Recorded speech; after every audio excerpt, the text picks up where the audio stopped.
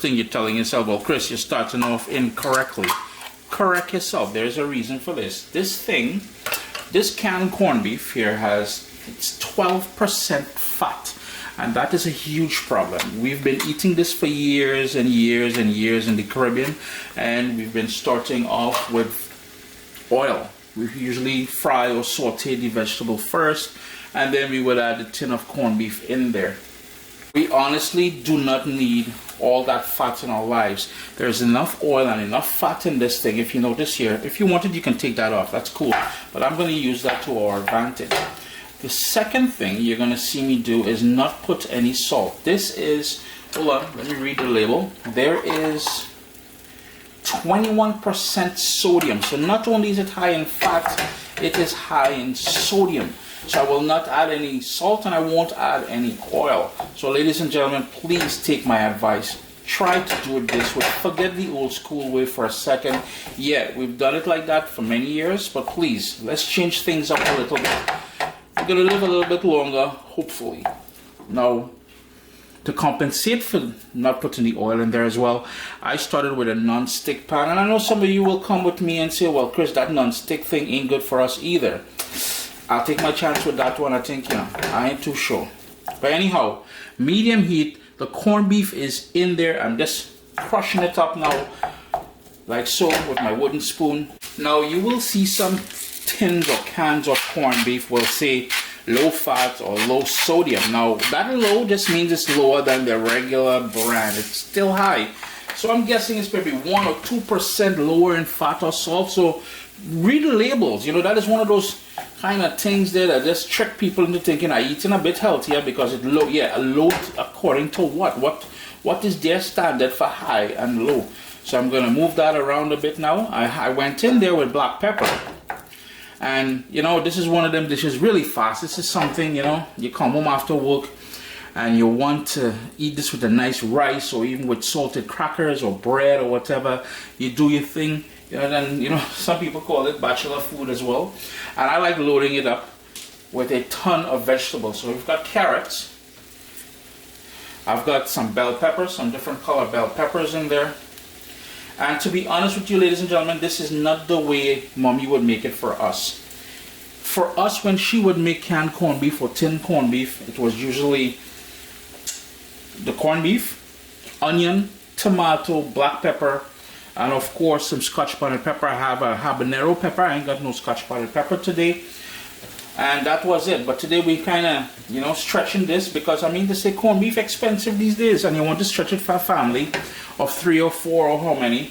You have to improvise and add more things. Now, this dish here, the way this corned beef is being made, or bully beef, the first time I had it like this, it was at my Jamaican friend's mom's house. Grandma made it for us and I'm like, and that frozen corn, that sweet corn, I was like, corn in corned beef? What kind of madness these Jamaicans doing, boy? Again, my first time having it like that, so it was a bit strange for her, you know what I mean? And one of the reasons why I thought it was strange as well, because their version, her version, Grandma's version of corned beef was very runny, very liquid-like, and if you wanted to eat it with rice, as I said, you can do it, but it also works great with pasta. Trust me on this. Pasta works great on there as well too. Personally, I grew up eating it rather dry, rather no sauce, not liquidy and stuff like that. So this is why when I first saw it being made with all these different vegetables like the peppers and especially the corn, it was a bit different at first for me because I had never seen it done like that before. As I said, when Mommy made it, it was something very simple, and it is one of them things, it's supposed to be a quick, fast, cheap meal. So I'm going to turn up my heat now to medium. I have child locks on the stove here because of Zaire. So any sort of noise you're hearing when I cook, it's that noise that you're hearing. So what we're going to do now is add a clove of garlic to here as well, and tomato ketchup. We're going to give that a stir, and I'm going to bring that up to a little sort of a bubble, or we want to bring it up to temperature to cook those vegetables and bring everything together. Now you will see some people add water to this. I will not add any water because I don't want it to be over runny, but if you like it runny, you can certainly do it runny. It's totally up to you. I'm going to put a lid on there to bring it up to temperature. That habanero pepper I added to there will give it a kick, so be mindful of that when serving it if you want to.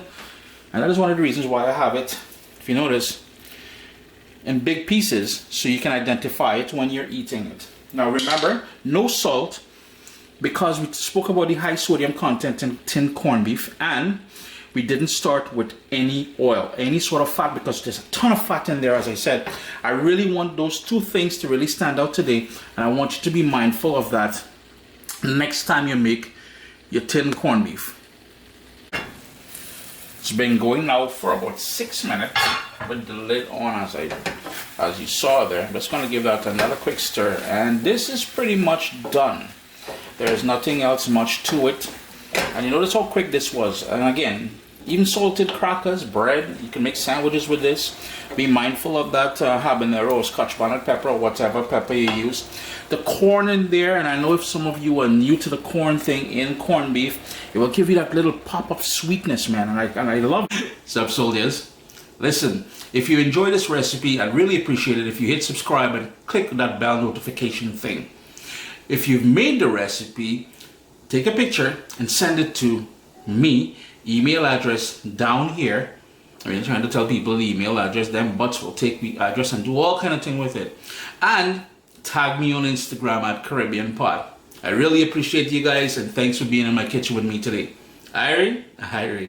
And as with all the recipes I share with you guys, I like to finish off with a little bit of brightness, and that is some scallion that I chopped up here. Chris here, CaribbeanPot.com. We kind of, made it a bit safer for us to eat. It's still loaded in fat and salt and all that, but we prevented adding more. Always a pleasure having you guys here in the kitchen with you. Hornaman food. If you know what I'm talking about. Yo, get some hot steamed rice. Even some roti bread, crackers, anything else. Irie, enjoy, man.